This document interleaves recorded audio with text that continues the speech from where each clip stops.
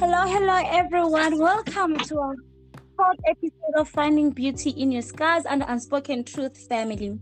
Remember, this is a safe space where we'll be sharing about our pain, our traumas, our past without judging each other. This is your beautiful host, HelenZanele Chico. Today I'm not going alone. I have a very beautiful guest. Ooh, I'm so excited. I have one of my favorite women, one of my inspiration. She doesn't know that she's my mentor, but she's my secretly mentor. Me and her, we met on Instagram. By the way, we haven't met face to face. How fun is that? How cool is that? And the reason why I decided and I was like, okay, I love this woman. Without wasting any time, guys, let me welcome my favorite woman. I call her Sass. Kamogelo. Welcome, Sass. Yay! Thank you so much for having me, Zanele. It is really a pleasure to be here and to come here and speak everything without being judged. Oh, yes, please. This is a safe place. As I said it before, this is a place where we're sharing our pains. That's why we call it Finding Beauty in Your Scars. So, without wasting any time, can you please tell us who's Kamogelo Mashego? As I call it, I was Kimu.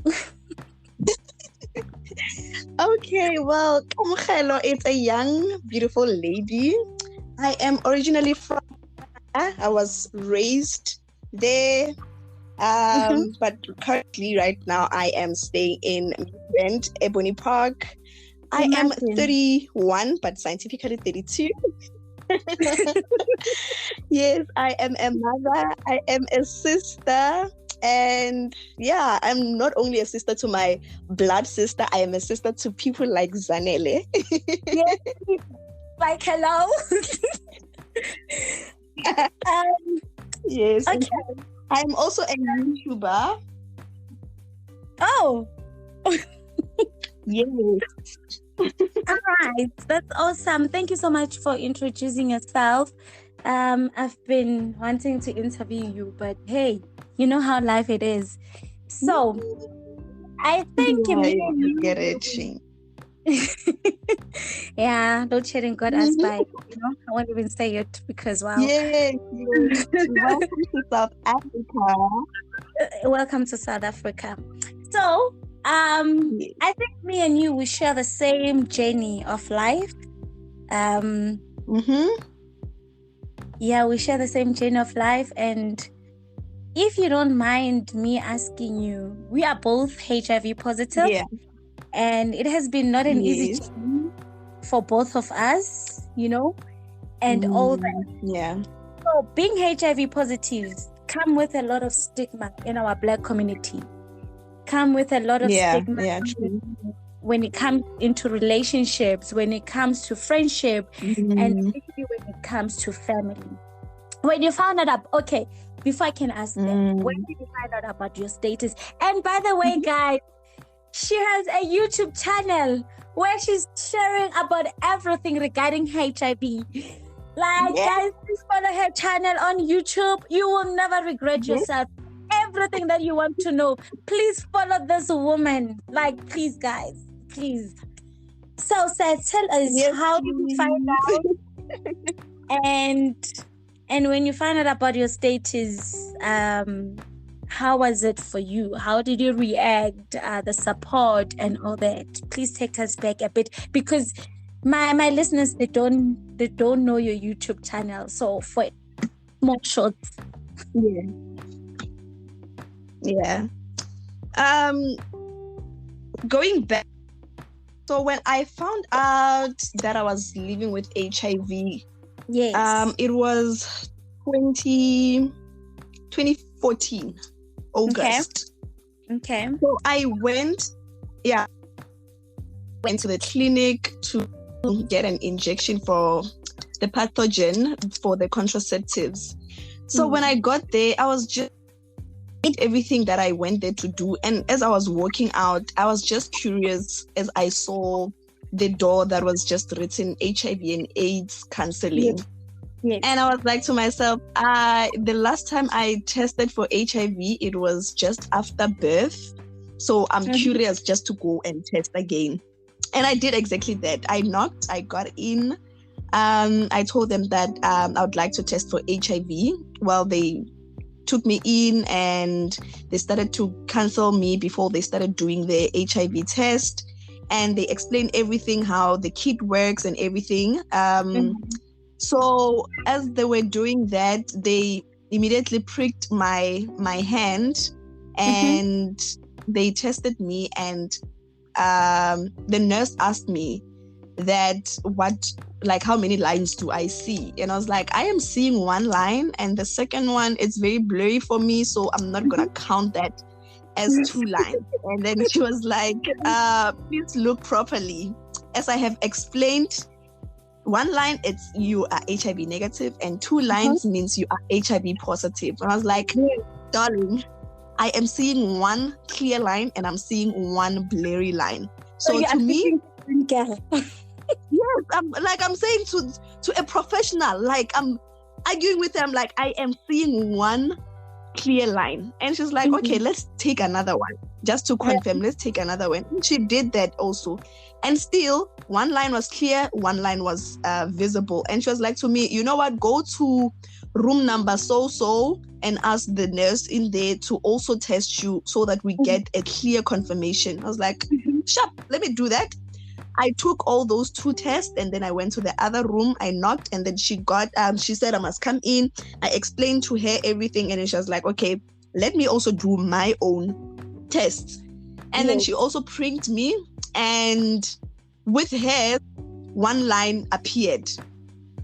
And then she was like, you are HIV negative. I was like, oh, okay, cool stuff. I went back to the other one, the first nurse, and I told her that, okay, the other nurse says that I'm HIV negative. And then she was like to me, okay, it's fine, but can I ask you to come back on a Monday? Because I remember it was on a Thursday.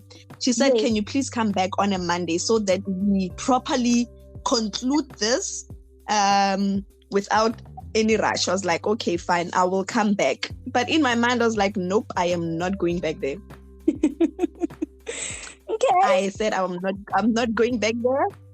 Yeah. So yeah, I called my boyfriend then and I was like, babe, the nurse says that I am HIV positive. And he was like, well, now what did you see? I was like, no, I saw 1 line and the other one was very blurry. I didn't see it. And he was like, okay, if you're saying you didn't see the other line, then fine, let's continue with life. But coming back from the clinic, I felt like I'm at another world. I felt like, why could this be happening? I just went there to get my contraceptives, and now I'm going back home with the thought of I could be HIV positive. I remember I was trying to cross the streets. There were robots there. I almost got in when the robots were open for the cars and not for me, and I almost got knocked out by a car.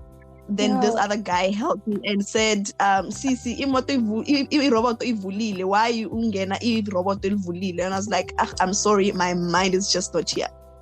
Ah, man. I snapped at him, and then I crossed, I came back, and I slept waiting for my partner to come back so that we can discuss it further. And when he came back, he was very supportive, I'm not gonna lie.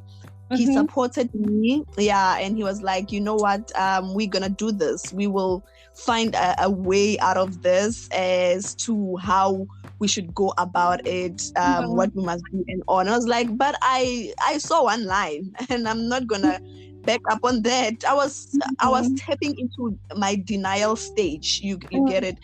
So after a year, I didn't go back to the clinic. So after a year, it kept bothering me that I once went to the clinic and I was told that I'm HIV positive and I'm not doing anything about it, which is so wrong of me. And I asked my partner that, can we please go and test both of us? Yeah. So that I can dating your partner when you find out? Sorry to cut you.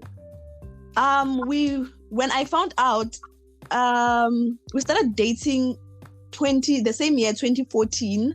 Earlier 2014, and then around August, that's when I found out that I was HIV positive. And then we continued to date the whole of 2014, 2015, and then 2016 we broke up. Okay. Yes. So when we went for another opinion at a different clinic, they tested him and they tested me, and his results came out negative. And in my mind, when we were sitting there, and I was like, okay, his is negative, so that means I'm also negative. Not knowing that I'm gonna get shock of my life again. They're gonna tell me the same thing. Yeah, they tested me, and then all lines were clear. Okay. Yeah, all lines were clear, and then that's how I started taking it into heart that, okay, I'm now living with HIV. How did he react, him being negative and you being positive?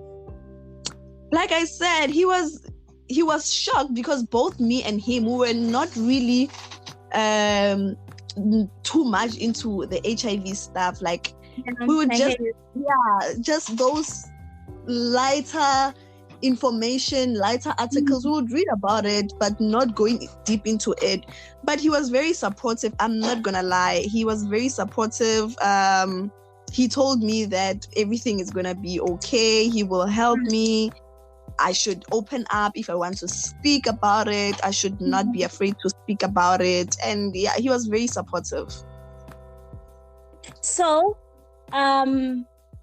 so after finding out, obviously you had to take your treatment, you had to go through counseling, you had to change certain things in your life. You're now looking at yourself in a different way. So throughout the month after you finding out, how was your coping mechanism? How did you finally reach a point of saying, okay, this is what I'm dealing with and I have to accept it? How did you reach that point of you accepting it? All right. When everything was said and done, in terms of the treatment, I didn't start my treatment immediately.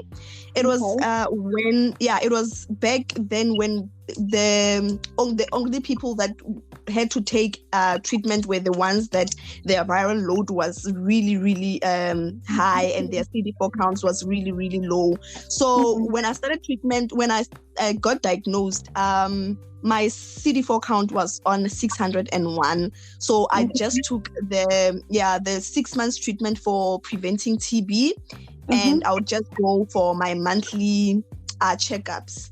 So I started my treatment 2017. I didn't immediately start my treatment the same year. Okay.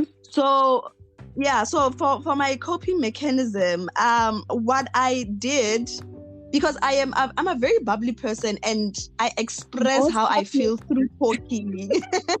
Most definitely. When you know, you know. When you know, you know. Yeah, so I'm a very bubbly person. I express my feelings through talking to other people, and I did exactly that. I started speaking about my HIV status right there and then. I started sharing them with my close friends. That's how I would get closure as to I am slowly accepting the fact that I'm living with HIV. I would start talking about it with my friends. Sharing my feelings and all of those. So that's how I coped. So family-wise, from your family, that, hey, listen. Family-wise, to be honest, ever since my mom and my grandmother passed away, I didn't have like family support system, and I had like really trust issues when it comes to me sharing my things with family, because I have seen how they, I don't want to say how they treated me and my baby sister, but it that's how it is. I've seen how they treated me, not giving us support, not helping us in any way. So I did not tell anyone. I'm not gonna lie. I think most of my family members, they found out that I was living with HIV when I publicly came out on Facebook. Yes, when I came on Facebook and actually I recorded a video that was I think it was my third or fourth video on YouTube where I was disclosing my HIV status, and then I posted everything on Facebook, which most of my families are on my Facebook friend list. That's how they found out. So that's how they found out. I never set anyone down. I never called anyone. I just never communicated till today, except for my uncle and one of my aunts. Till today, the rest of my family members, they never came to me and said, we are seeing this and this on social media. Like, how are you coping? Nobody came to me and asked how I was feeling. And how does that make you feel? Like, do you feel as if they're not supportive enough? Do you feel judged? Do you feel neglected by them? Like, how are you feeling about this topic? Definitely, everybody needs family support system. Yes, everybody needs some family support system. So at some point, I also needed that. But even when they found out, what hurts me is nobody came back to me and asked me how I am. You get what I mean? It hurts because I remember this other year. I think 2020 or 2021. I can't remember properly. Mm-hmm. I got hospitalized, and also nobody showed that they want to try and help when it comes to my family. So I always rely a lot on my friends and my church members.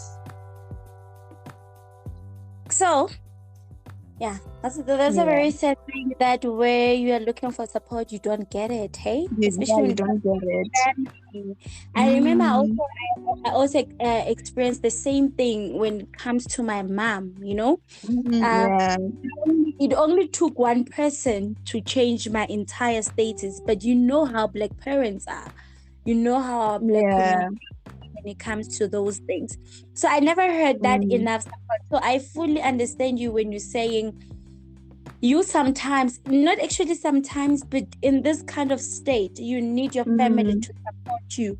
You need your family to be in your corner. Yes, everyone has decisions of saying, I want to support you, but I don't want to support you. But at the same time, at least just pretend. Hey. Pretend like you care, you want to help, even though you know that you're not gonna help. You know, when you turn your back, you can change your face. It's okay. Yeah, and roll your eyes. You know, at least I'll find that comfort. Oh, at least the outcome, she's very supportive. You know, I would lie to myself, but hey, that's how it is. So tell me, how do you tell your son about your status? Does he understand though? One thing about my son, guys, my son is very intelligent. My son is very intelligent. He's a straight A learner. So yes, please. It was really easy for me to disclose to him. But before I disclosed, I firstly gave him like minor education about HIV. I made it I gave him very few ideas or what he could really understand when it comes to HIV, and he grabbed it. And then that's when I came out to him and I told him that, okay, mommy's also living with HIV and mommy's not gonna die. Mommy's gonna continue to take her medication and I'm going to be okay. And the first thing that he did when I disclosed to him, he gave me a hug and said, why didn't you tell me all this time? Because he said that, Shem, I'm not gonna lie. And before, they would see me taking my treatment, him and my baby sister, and they would ask me, what are those pills for? And I would say, no, these are pills for me to gain weight. because I'm a very tiny person. I don't look 32. I look 18. I was like, no, these are my pills for me to gain weight. So yeah, I'm drinking them every day. And to them, it was just that, until I told them, like, no, I was trying to protect you guys. I wanted to wait for you guys to understand a little bit more and to grow a bit, that you will understand when I say I am living with HIV. And yeah, he's very supportive, guys. He makes sure every day that I have my bottle of water and my medication are just next to me. He makes sure that the alarm is always on. If we have turned it off by mistake, he makes sure that he takes it back on so that I won't miss my medication. Aren't you not raising a gentleman now? Please. I am raising a gentleman. Please give me some credit.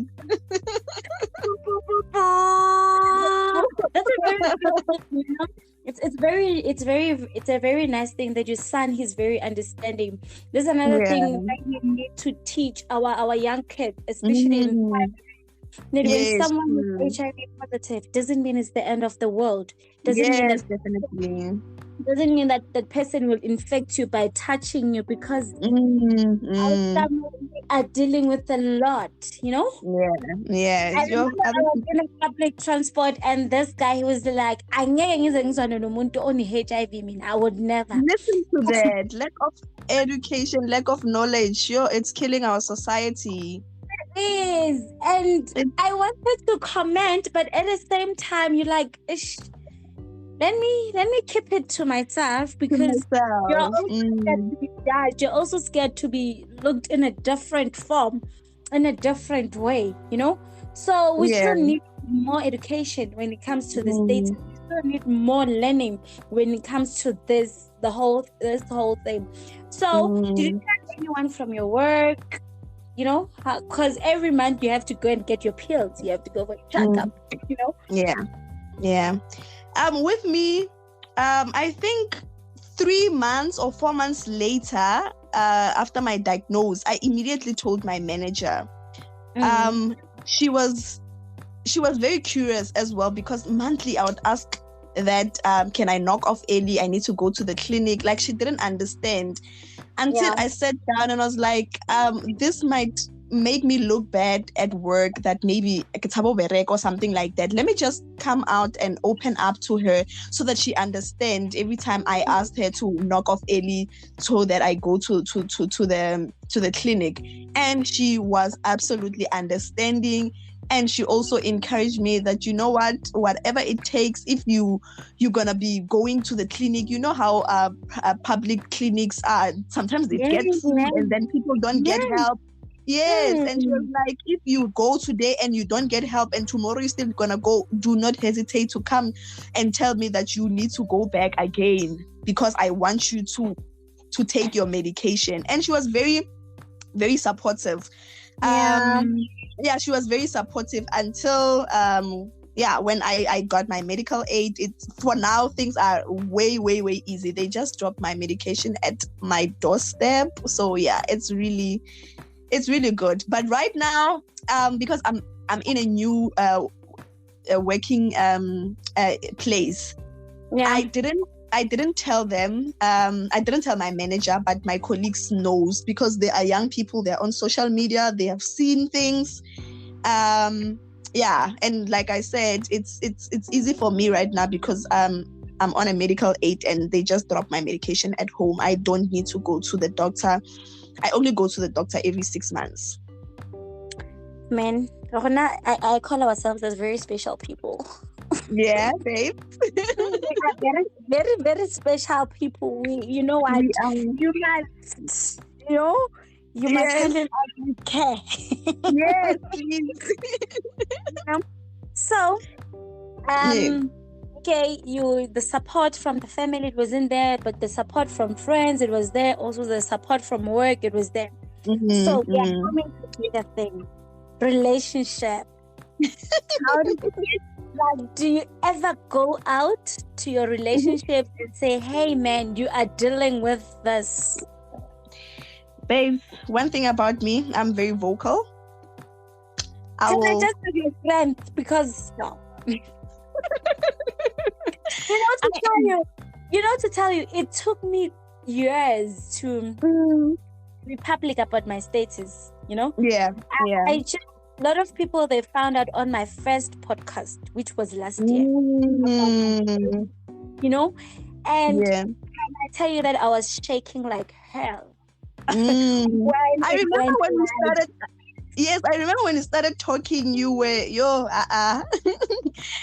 you were so scared, girl. Like scared because I'm surrounded by people who doesn't know much about this. I was like, okay, I'm going to be judged, and I was ready for that. I'm going to be owned, and I was ready for that. Yeah. I was shaking, like I just didn't know how to go on about this. I told myself that this is my podcast is about finding beauty into your internal scars, embracing your internal scars and making people saying, hey, you are living with HIV, you are living with cancer. I mean, you can still survive. You can still do a lot of things. You know what I mean? You are allowed to drink wine. You are allowed to do this and this as long as you are taking your meds. But here's the problem when it comes to relationships. How are you dealing with that? I get into a relationship. 2 or 3 weeks later, I have to tell the guy that, you know what, I am living with HIV. This is what I come with. And if you reject me, please reject me as early as this thing is still. And if you want to be with me, you must come here with good intentions of wanting to support me and wanting to give me that unconditional love. And when after I broke up with my fiance, the one that I was with when I got diagnosed, because I got into relationships, girl. Those relationships didn't even last 2 months. Every time I get into a relationship, I'm a lover. I'm a lover of love, and I will give love. As people who are living with HIV, we're such lovers. I don't know. Maybe it's because we are thinking that we want to embrace everyone with our love. With our love, yes. Lovers, hey? Yeah. We are such lovers, and I like this for us. I love this for us. So I would get into like your contracts, your 3 months, your 2 months. Yeah. Other guys would give me 1 month contracts because as soon as I disclose, 3 days or 4 days later, I would be ghosted. I would be blocked without any reasons. And to me, I was like, oh, okay, he's doing this because I just recently told him that I'm living with HIV. And I would be fine with it. I got used to the fact that relationship-wise, I'm just going to be in a relationship for 2 months. Let me enjoy it like that. And then I'll move on to the next one. Yes, I got used to it until 2020 when I met my current boyfriend. We were friends. For the rest of 2020, we were best friends. I would forward him like abangani bami. I would like, friend, this one is ukufanele lona. And then he would also do the same thing to me. Mngani, yabona lo guy lo, ngiyamazi, ngiyamthemba, he's gonna love you. Like we would do that for the whole of 2020 until December on the 6th, 2020. He was like, you know what? We are busy giving each other partners and all, but I actually want you. I was like, but I thought we were friends. He's like, girl, I want you. I don't want your friends. I want you. Like, I admire you. I want to be with you. And ever since we are in a relationship, he's very supportive. He's very loving. We would speak on the video calls for hours. And when time for my medication hits, he'll go like, I don't see you drinking your medications. What's up? Please take your medication. So he's just as supportive like that. So you can boldly say, does love heal? Does love heal you? Really, yeah. I can boldly say love really does heal a person's heart. Mm-hmm. Yeah. So And I'm saying this from my own experience. I have seen it for the past 2 years. I am seeing it, and it's absolutely amazing. I would never give up on love. Even if should anything happen to us, I would still get to another relationship and give out my all. La girl, you will heal forward. I'm moving on to the next.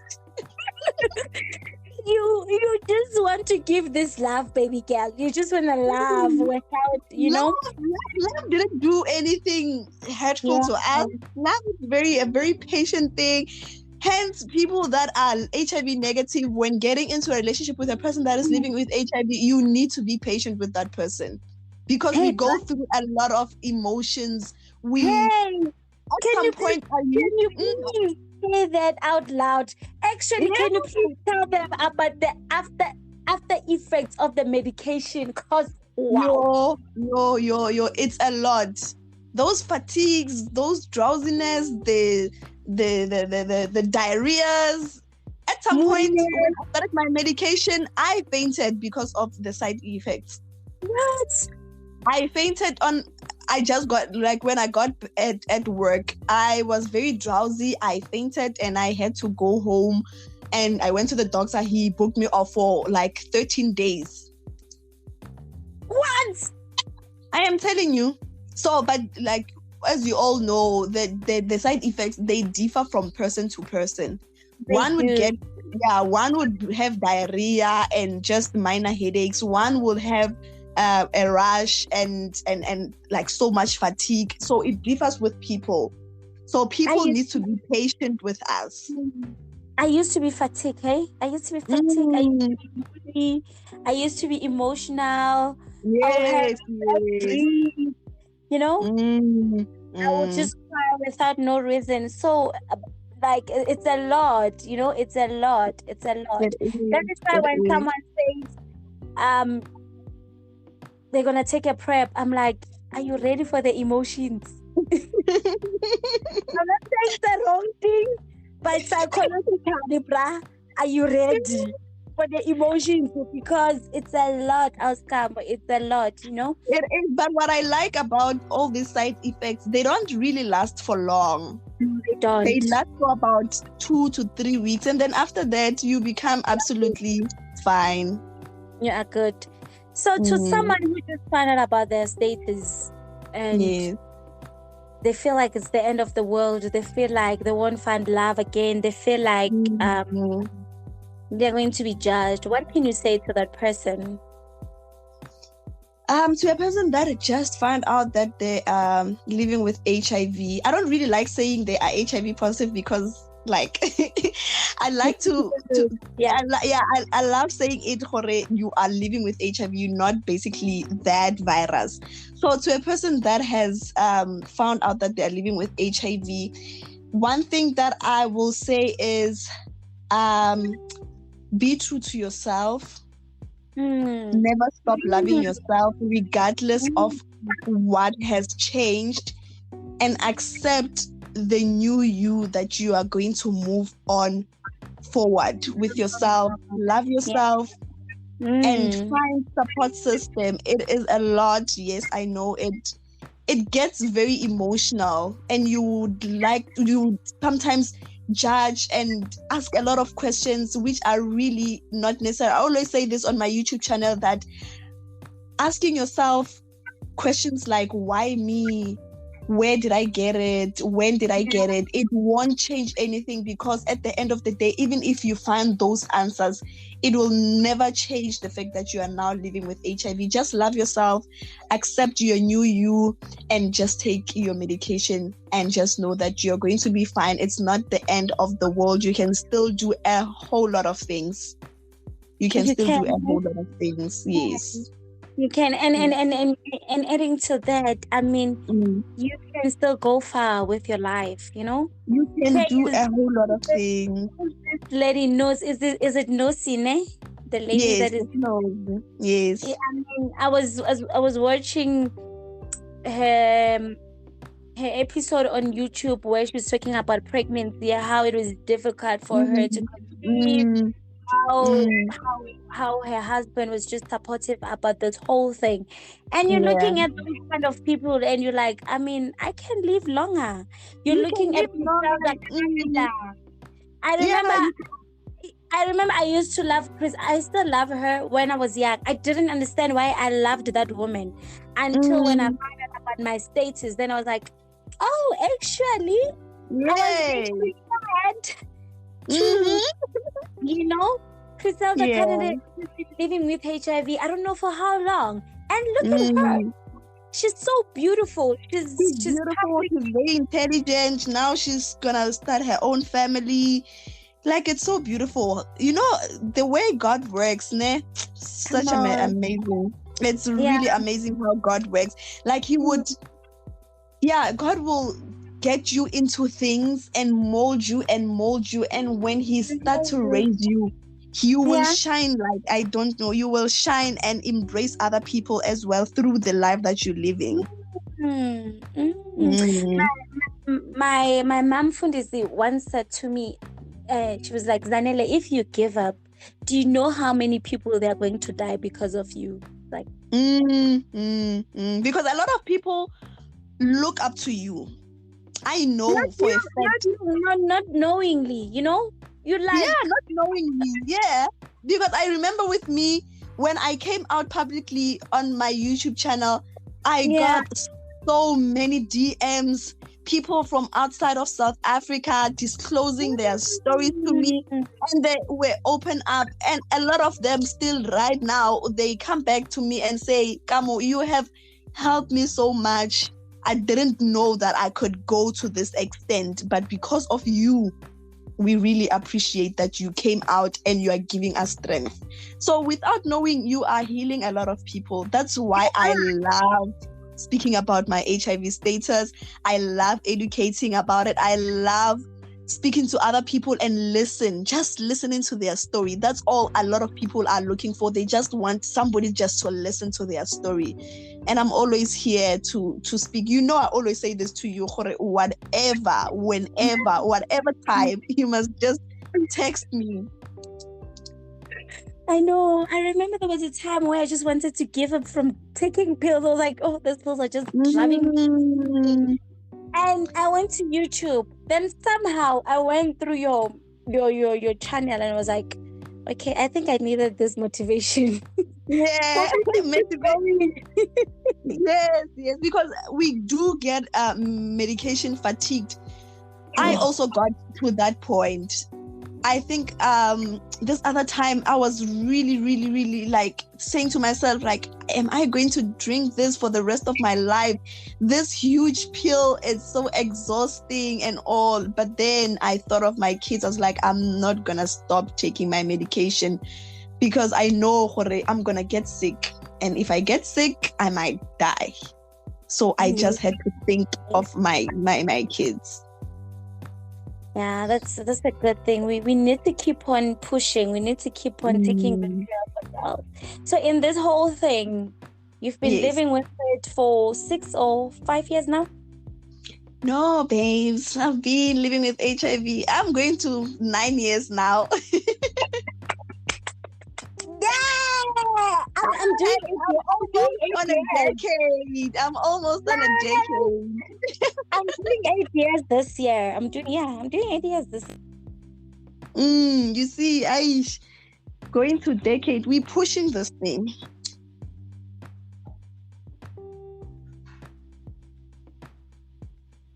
So amazing. Doing 8 years. I'm doing 8 years this, and it's a very amazing thing, you know. That you are fighting for yourself, you are fighting for your health. Every time when I look at myself in the mirror and I will look at this kid and I will be like, hey, you!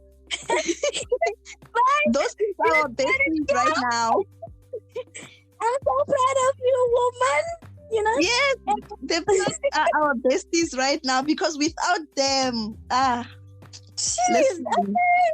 You make me proud. You make me happy. Yeah, Shane. In this whole journey, what is the most thing that you have taken in this journey that is pushing you throughout? without your friend support, without everything, that when you're looking at it, you're like, actually,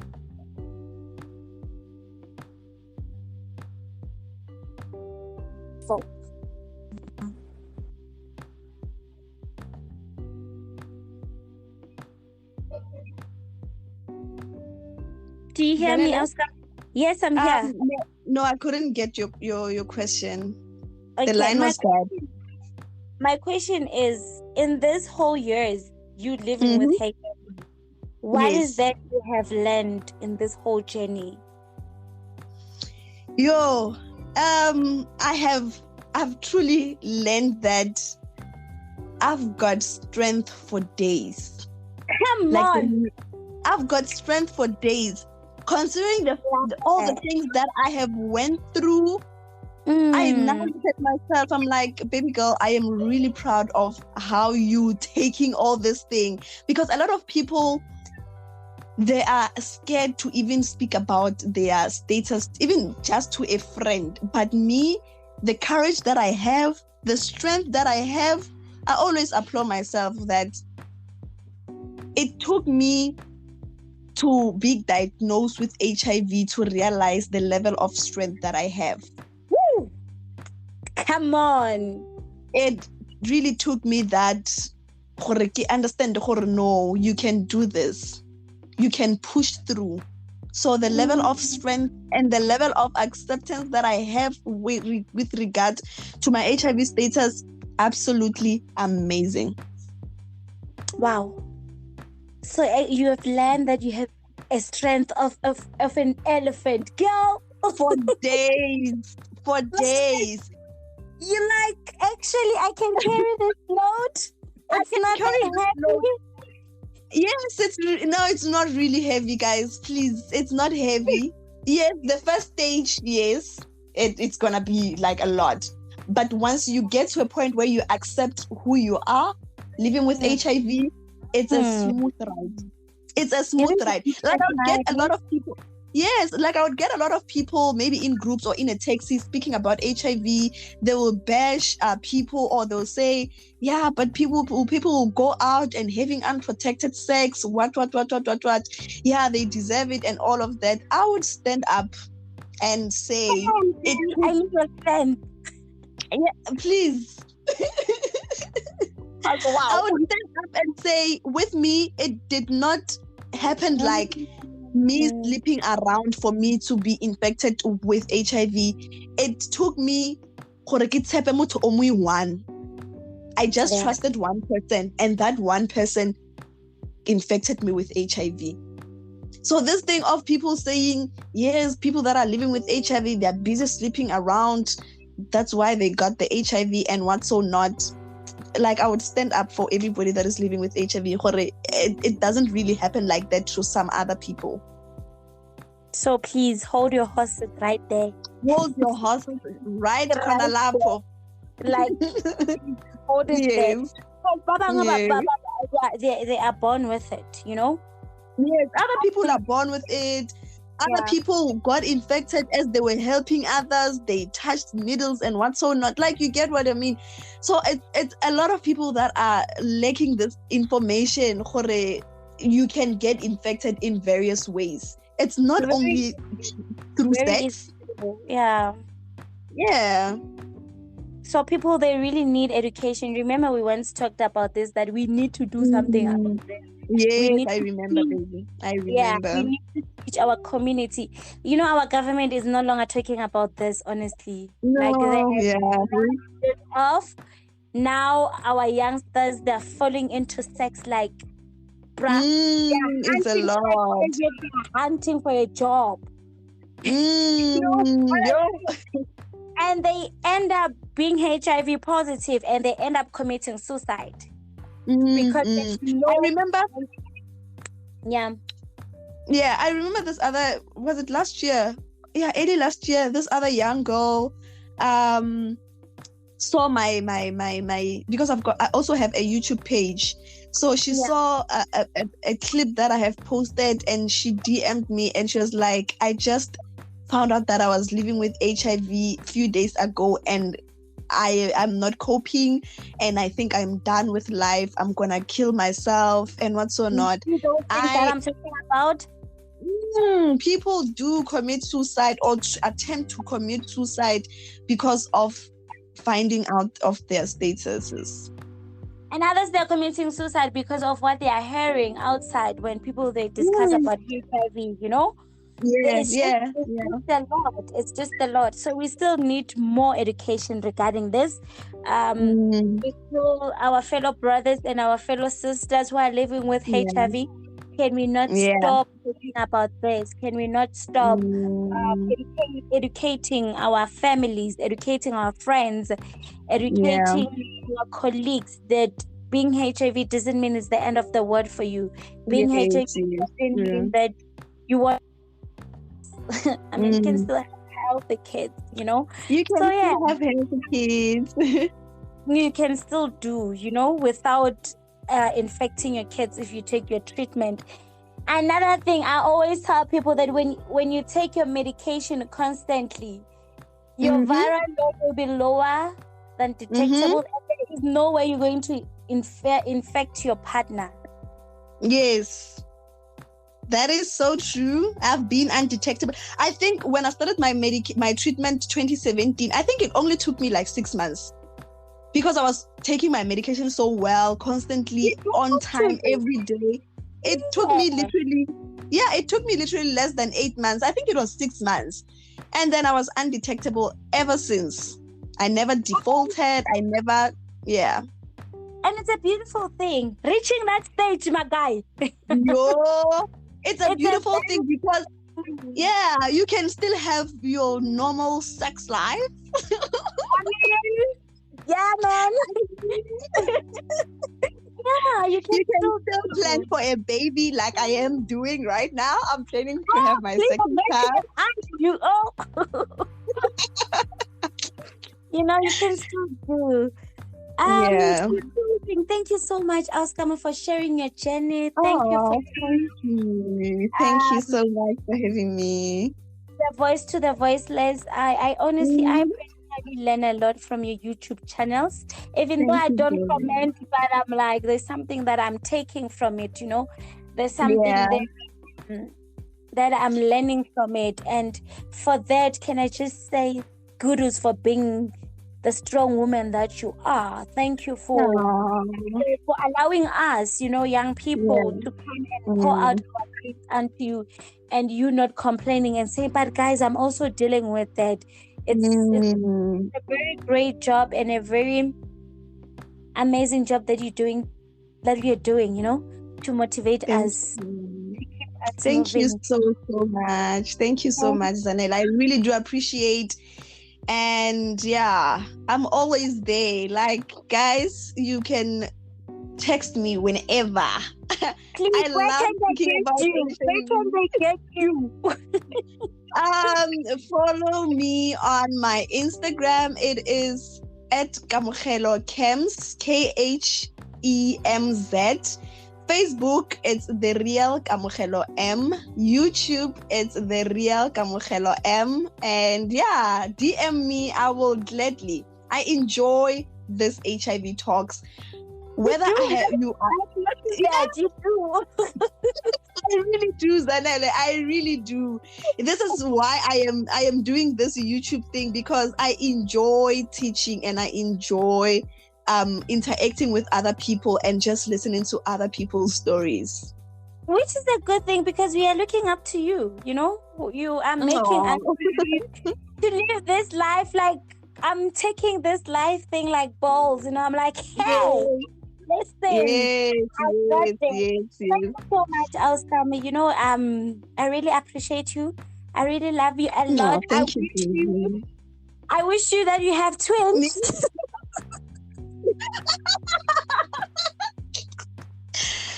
Oh my God, twins will come with money. I receive it in the name of Jesus. Amen. God bless you, and I wish you all the best in your channel.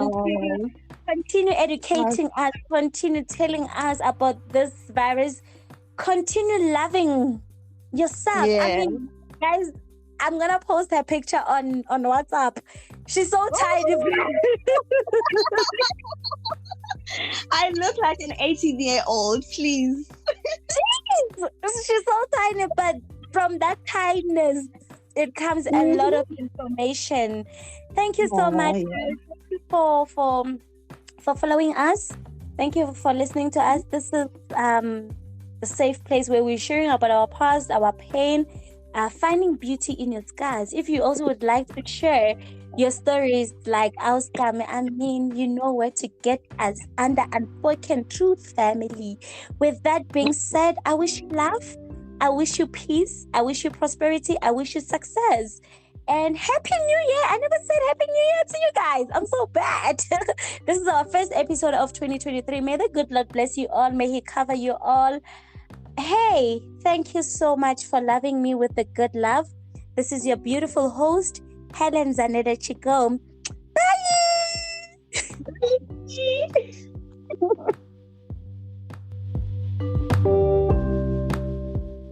The Unspoken Truth is the catalyst for important and thought-provoking conversations that need to be had. The network tackles social ills, spiritual healing, soul-searching, and mental health awareness. To subscribe, click on the show link to follow our podcast and be part of the Unspoken Truth family. Find us on all social media platforms.